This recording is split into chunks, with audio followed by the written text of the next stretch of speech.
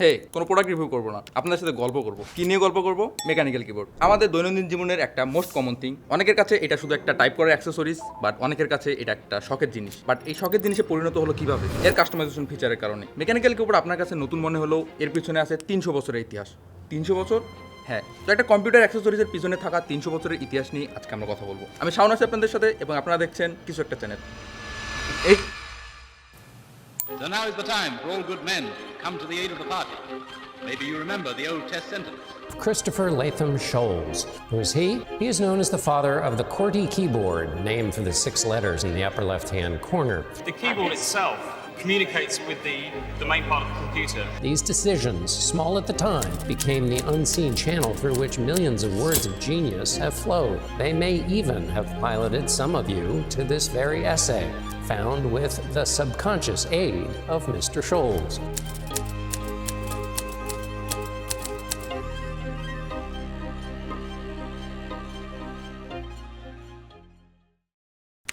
সালটা 1714। হেনরি মিল নামের একজন ব্রিটিশ ইঞ্জিনিয়ার একটা যন্ত্রের পেটেন্ট তৈরি করেন, যা দিয়ে কাগজের মধ্যে লেটার টাইপ করা যাবে, তাও আবার প্রিন্টের মতো। কিন্তু যন্ত্রটি দেখতে কেমন ছিল তা কেউ জানে না, কারণ এটা শুধু তার আইডিয়া পর্যন্তই সীমাবদ্ধ ছিল। বাস্তবে রূপান্তর তিনি করতে পারেননি। স্যাটেলাইট। আসল ব্রেক থ্রু আসে 1868 সালে ক্রিস্টোফার ল্যাথাম সোলস এবং কার্লোস গ্লিডেনের হাত ধরে, তাদের সোলস অ্যান্ড গ্লিডেন টাইপরাইটার। এই টাইপরাইটারকে মেকানিক্যাল কিবোর্ডের আদিপিতা বলতে পারেন। এখান থেকেই শুরু হয় টাইপিং এর যাত্রা। একটা ইন্টারেস্টিং ফ্যাক্ট, তখনকার টাইপরাইটারে লেটারগুলো কোয়াড্রিল লেআউটের ছিল না। তাহলে কিভাবে ছিল? বর্ণানুক্রমিক, ABCDE এভাবে। যার ফলে মানুষ টাইপরাইটার এত দ্রুত টাইপ করা শুরু করলো যে টাইপরাইটারের মেকানিক্যাল হ্যাডগুলো একে অপরের সাথে আটকে টাইপরাইটার জ্যাম করা শুরু করলো। তো এই সমস্যার সমাধান কি? সমাধান আসলো কোয়াড্রিল লেআউট, যেটা আমরা এখনো ইউজ করি। তো কোয়াড্রিল লেআউটে কি করলেন? মোস্ট ইউজড লেটারগুলো একে অপরের থেকে দূরে সরিয়ে দিলেন, যার ফলে মানুষের টাইপিং স্পিড কমে গেল এবং টাইপরাইটার জ্যাম হওয়ার এই প্রবলেমটা সলভ হয়ে গেল, যেটা আমরা এখনো ইউজ করে থাকি, কোয়াড্রি কিবোর্ড। 1950 থেকে 70 সাল, এই সময়ে কম্পিউটার এবং টাইপরাইটারের মধ্যে একটা সেতুবন্ধন তৈরি হলো, যার নাম টেলিটাইপ। টেলিটাইপে টাইপ করে মেসেজ পাঠানো যেত, যার উত্তর আসতো কাগজে প্রিন্ট হয়ে। কিন্তু কাগজের খরচ এত বেড়ে গেল যে বন উজাড় হওয়ার মতো অবস্থা। এই সমস্যার সমাধানের জন্য 1960-এর দশকে আসা শুরু করলো ক্লাস টেলিটাইপ। ক্লাস টেলিটাইপ কি? একটা টেলিটাইপের সাথে সিআরটি ডিসপ্লে অ্যাড করা হলো, যার ফলে আগে যে মেসেজ আসতে কাগজের দরকার হতো, এখন তা দরকার হচ্ছে না, ডিসপ্লেতেই সরাসরি মেসেজ সিন করা যাচ্ছে। 1960 এবং 70-এর দশকে কম্পিউটার আসা শুরু করলো। শুরু হলো একটা নতুন টেকনোলজিক্যাল ইভলিউশন। কম্পিউটারগুলোতে ডাটা এন্ট্রির জন্য দরকার ছিল একটা শক্তিশালী এবং ডিউরেবল কিবোর্ড। সেই সময় মার্কেটে এন্ট্রি নেয় চেরি এমএক্স। শুধু চেরি এমএক্স না, চেরি এমএক্সের পাশাপাশি অ্যালপস ইলেকট্রনিক্সের সুইচও ইউজ করতো কেউ। যারা মেকানিক্যাল কিবোর্ড সম্পর্কে একটুও জানেন তারা অবশ্যই চেরি এমএক্সের সাথে পরিচিত হবেন। চেরি এমএক্স সম্পর্কে আমরা একটু পরেই আসছি। এই সুইচগুলোর লাইফ স্প্যান ছিল 100 মিলিয়নেরও বেশি, এবং প্রত্যেকটি কি ডিজাইন করা হতো একদম ট্যাকটাইল ফিডব্যাকের জন্য, যেন আপনি প্রত্যেকটি কি প্রেস ফিল করতে পারেন। নেক্সট ইভলিউশনে 1970-এর দিকে মার্কেটে যে কম্পিউটারগুলো আসা শুরু করে, তাদের কিবোর্ড থাকতো কম্পিউটারের সাথে বিল্ট ইন। এত বাল্কি একটা কম্পিউটার নিয়ে মুভ করা ইম্পসিবল বলতে পারেন। তো এখানে সলিউশন হিসেবে IBM নিয়ে আসলো তাদের প্রথম ডিটাচেবল কিবোর্ড মডেল এম, যেটা কাজ করতো বাল্কিং স্প্রিং মেকানিজমে। বেসিক্যালি কি ক্যাপস এবং কি এর মাঝখানে একটা স্প্রিং দেওয়া থাকতো, যা মেমব্রেন ডোমটাকে প্রেস করতো এবং কি রেজিস্টার করতো। আর এটা সাউন্ড, এটা আপনি ঘরে বসে টাইপ করলে আপনার আশেপাশের প্রতিবেশীরাও বুঝতে পারবে আপনি কিবোর্ড টাইপ করছেন।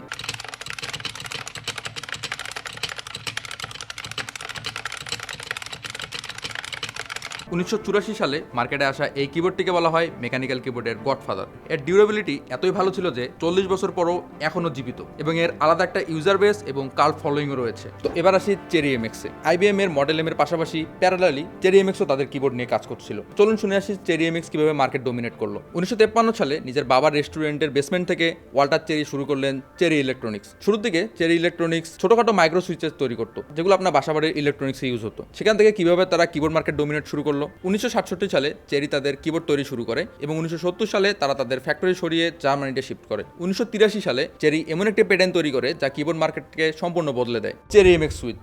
এর বিশেষত্ব ছিল এর স্থায়িত্ব এবং ইউনিক ক্রস স্টেম ডিজাইন। এতদিন ধরে অন্যান্য কিবোর্ড যে মাসি ফিল্ডটা দিত, এটা থেকে সরে এসে চেরি নিয়ে আসলো ট্রু মেকানিক্যাল ফিডব্যাক। শুধু মেকানিক্যাল ফিডব্যাক না, চেরি ইন্ট্রোডিউস করালো সুইচ ভেরিয়েন্ট, যা আমরা এখন কালার ভেরিয়েন্ট নামেও চিনি, যেমন red switch, blue switch, brown switch. Colour ভেদে ডিফারেন্ট ফিডব্যাক, যেমন রেড সুইচকে আমরা লিনিয়ার নামে চিনি, ব্লু সুইচকে টেকটাইল এবং ব্রাউন সুইচকে দুইটার মাঝামাঝি। তো নিজেদের এই মেকানিক্যাল সুইচ চেরি এমএক্স দিয়েই চেরি ইলেকট্রনিক্স মার্কেট ডোমিনেট করা শুরু করে দেয়। এবার ফিরে আসি মেকানিক্যাল কিবোর্ডে। 1990 সাল, মেকানিক্যাল কিবোর্ডের অন্ধকার যুগ। কম্পিউটার প্রোডাক্টগুলো যখন ম্যাস প্রোডাকশন শুরু হলো, ব্র্যান্ডগুলো ভাবলো এত টাকা দিয়ে কিবোর্ড বানিয়ে কি লাভ, যখন আমরা $10 একটা কিবোর্ড বানাতে পারি। পারি। আস্তে আস্তে ব্র্যান্ডগুলো মেকানিক্যাল কিবোর্ড থেকে শিফট করলো মেমব্রেন কিবোর্ডে। মেমব্রেন কিবোর্ডের দাম কম, ইজি টু ম্যানুফ্যাকচার, জাস্ট একটা রাবার ডোম, একটা সার্কিট বোর্ড আর সস্তা কি ক্যাপস হয়ে গেল। দামেও যেমন সস্তা তেমন আর ফিলও ছিল সস্তা। টাইপ করে কোনো ফিল পাওয়া যেত না, কোনো ফিডব্যাক নেই, কোনো সাউন্ড নেই, একদম যাচ্ছে তাই অবস্থা। মনে হচ্ছিল মেকানিক্যাল কিবোর্ড মনে হয় ইতিহাস হয়ে যাবে।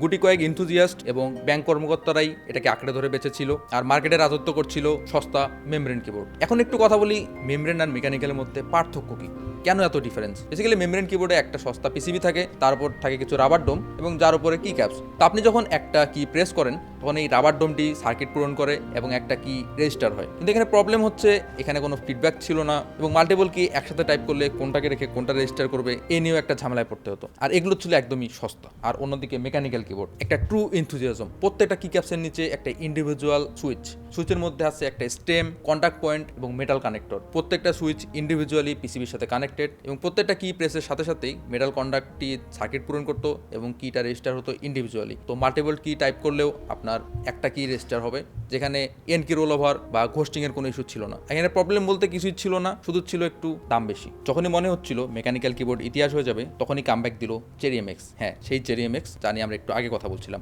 গেমিং ব্র্যান্ডগুলো চিন্তা করলো যে মেমব্রেন কিবোর্ড দিয়ে আসলে প্রো গেমিং কখনোই সম্ভব না। তাই 2006 সালের দিকে তারা আবার মেকানিক্যাল কিবোর্ডকে ট্রেন্ডে আনা শুরু করলো। রেজার এবং স্টিল সিরিজের মতো গেমিং ব্র্যান্ডগুলো চেরি এমএক্স এর সাথে কোলাপ করে মেকানিক্যাল কিবোর্ড আবার মার্কেটে আনা শুরু করলো। এরই মধ্যে 2008 সালে চেরি ইলেকট্রনিক্সের মালিকানা পরিবর্তন হয় এবং আবার লাইমলাইটে আসে চেরি এমএক্স। মেকানিক্যাল কিবোর্ড শুধু একটা টাইপ করার যন্ত্র থাকলো না, হয়ে উঠলো একটা শখ বা এনথুজিয়াজম। শুরু থেকে এখন পর্যন্ত মার্কেট ডোমিনেট করে আসছিল চেরি এমএক্স, বলতে পারেন মনোপলি। কারণ এদের ডিউরেবিলিটি, এদের সুইচ ভেরিয়েন্ট এনথুজিয়াস্টদের জন্য আলাদা একটা সব কর্নার ক্রিয়েট করেছিল। তখন কিবোর্ড মানে হয়ে গেল $100 উপরের একটা বিলাসিতা। কিন্তু এই ভালো দিন বেশি স্থায়ী হলো না। 2014 সালে চেরি হারালো তাদের চেরি এমএক্স সুইচের কপিরাইট। এরপর থেকে তাদের এই পেটেন্টটা হয়ে গেল উন্মুক্ত এবং মার্কেটে আসা শুরু করলো কেইল, গেটারনের মতো ক্লোন সুইচেস। ক্লোন বলছি কারণ look and feel Cherry MX এর মতো হলেও ডিউরেবিলিটি বা ফিলের দিক থেকে চেরি এমএক্স এর থেকে অনেক দূরে ছিল এই সুইচগুলো। চেরি এমএক্স এর বদলে গেটারন এবং কেইল সুইচ ইউজ করে রয়্যাল ক্লাচ, একো, ইপোমেকার এবং কিক্রনের মতো ব্র্যান্ডগুলো মেকানিক্যাল কিবোর্ড জনসাধারণের হাতের নাগালে নিয়ে আসলো। শুধু গেটারন বা কেইল সুইচে থেমে থাকলো না, কিছু কিছু ব্র্যান্ড নিজস্ব সুইচও নিয়ে আসা শুরু করলো। নিজেদের মতো কাস্টমাইজ করে নিজেদের মতো নাম দিয়ে তারা সুইচ মার্কেটে লঞ্চ করা শুরু করলো এবং তাদের কিবোর্ডগুলোতে এই সুইচগুলো ইউজ করা শুরু করলো। এই সময় প্যারালালি আরেকটা জিনিস চলছিল, তা হচ্ছে কিবোর্ড মডিং। কিবোর্ডের সাউন্ড স্মুথ করার জন্য, কিবোর্ডকে দেখতে সুন্দর করার জন্য এনথুজিয়াস্টরা মডিং কালচার করে আসছিল। লুকসের জন্য কাস্টম কি ক্যাপস, ভালো সাউন্ডের জন্য টেপ মড, ফোম মড থেকে শুরু করে ইন্টারনাল আরো অনেক রকমের মডিং তারা করে আসছিল। এই মডিংগুলোর মাধ্যমে তারা নিজেদের পছন্দ মতো ডিপ থকি সাউন্ড বা যার যেমন সাউন্ড পছন্দ তেমন সাউন্ড প্রোফাইল নিয়ে আসছিল। এই সময় চাইনিজ কোম্পানিগুলো আমাদের চেনালো হটসপ পিসিবি। হটসপ কি জিনিস? আপনার সুইচ পছন্দ না হলে কোনো প্রকার সোলারিং ছাড়াই আপনি এক্সিস্টিং সুইচটা খুলে আপনার পছন্দ মতো অন্য সুইচ ইউজ করতে পারবেন। 3 পিন হোয়াটসঅ্যাপ, 5 পিন হোয়াটসঅ্যাপ, বিভিন্ন রকমের সুইচ মার্কেটে আসা শুরু করলো। ব্র্যান্ডগুলো তাদের নিজস্ব সুইচ বানানো শুরু করলো। কিছু কিছু ব্র্যান্ড তো ডেডিকেটেডলি সুইচ বানিয়ে মার্কেটে ডোমিনেট করা শুরু করলো। এই সময় আস্তে আস্তে মডিং কালচারটা কমে যেতে থাকলো, কারণ বেশিরভাগ চাইনিজ কোম্পানিগুলো মার্কেট ডোমিনেট করার জন্য তাদের প্রিবিল্ড কিবোর্ডে সব ধরনের মডিং করেই মার্কেটে ছাড়ছিল। তো আগে কিবোর্ডে যে টেপ মড, ফোম মড করার মতো কিঞ্চিত জায়গা ছিল, এসব আস্তে আস্তে ফুললি প্যাকড হিসেবে মার্কেটে আসা শুরু করলো। যার ফলে যখন এই প্রিবিল্ড কিবোর্ডগুলো মার্কেটে ডোমিনেট করা শুরু করলো তখন কিবোর্ড মডিং কালচারটা আস্তে আস্তে হারিয়ে যেতে থাকলো। যেসব মডিং এনথুজিয়াস্টরা কিবোর্ড কেনার পরে করে থাকতো, যেমন foam mod, tape mod, switch lubing, custom key caps, এসব কোম্পানিগুলো প্রিবিল্ড হিসেবেই দেওয়া শুরু করলো। বেশিরভাগ কোম্পানি কিবোর্ডের ভিতরে 5 লেয়ারের ড্যাম্পিং দেওয়া শুরু করলো। পি ফোম, সিলিকন প্যাড, পিসি প্লেট সবকিছু তারা প্রিবিল্ড কিবোর্ডে দিয়ে দিল। এমনকি প্রিলুপ সুইচ পর্যন্ত এখন তারা প্রিবিল্ড কিবোর্ডে দিয়ে দিচ্ছে। তবে এই এনথুজিয়াজম কি আসলে শেষ করা সম্ভব? না। যতই প্রিবিল্ড কিবোর্ড আসুক তা সাধারণ জনগণের জন্য, যারা নতুন নতুন মেকানিক্যাল কিবোর্ডের সাথে পরিচিত হয়েছেন, ইউজ করার জন্য একটা কিবোর্ড দরকার, আপনি মেকানিক্যাল কিবোর্ডে ফিল নিতে চান, আপনার জন্য এসব প্রিবিল্ড কিবোর্ড। তারা নর্মাল লাইফ লিড করে, তারা কোনো রকমের সমস্যা চান না জীবনে, জাস্ট মাঝে মধ্যে শখের বসে একটু গেম খেলেন আর টাইপ করার সময় আপনার একটু ফিল দরকার, তাদের মতো লোকের জন্য এসব প্রিবিল্ড কিবোর্ড ঠিক আছে। কিন্তু যারা আসলেই এনথুজিয়াস্ট তারা এখনো মডিং করে যাচ্ছে। আমাদের বাংলাদেশের কিবোর্ড কমিউনিটিগুলোতে দেখলেই আমরা বুঝতে পারি লাখ লাখ টাকা খরচ করছে একটা কিবোর্ডের পিছনে। আলাদা আলাদা ব্র্যান্ডের সুইচ, আলাদা আলাদা ফিডব্যাক, নিজেদের মতো করে সাউন্ড কাস্টমাইজেশন, নিজেদের মতো করে সাউন্ড ড্যাম্পিং, নিজেদের মতো করে কালার কাস্টমাইজেশন, সবকিছু এখনো চলছে। প্রিবিল্ড কিবোর্ডগুলো সাধারণ জনগণের জন্য হলেও মডার্ন কালচারটা এখনো এনথুজিয়াস্টের জন্য বেঁচে আছে। এর সবচেয়ে বড় উদাহরণ হচ্ছে আমাদের কিবোর্ড শোডাউন। আমাদের কিবোর্ড শোডাউনে আমরা অলরেডি দেখেছি 2000 টাকা থেকে শুরু করে লাখ টাকা পর্যন্ত কিবোর্ড। কিবোর্ডের দাম কি আসলে লাখ টাকা? শুধু কিবোর্ডের দাম না, এনথুজিয়াস্টরা প্রত্যেকটা জিনিস নিজেদের পছন্দ মতো আলাদা আলাদা কিনে নিজের পছন্দ মতো কিবোর্ড বিল করা শুরু করে, যার ফলে প্রত্যেকটি কস্টিং মিলে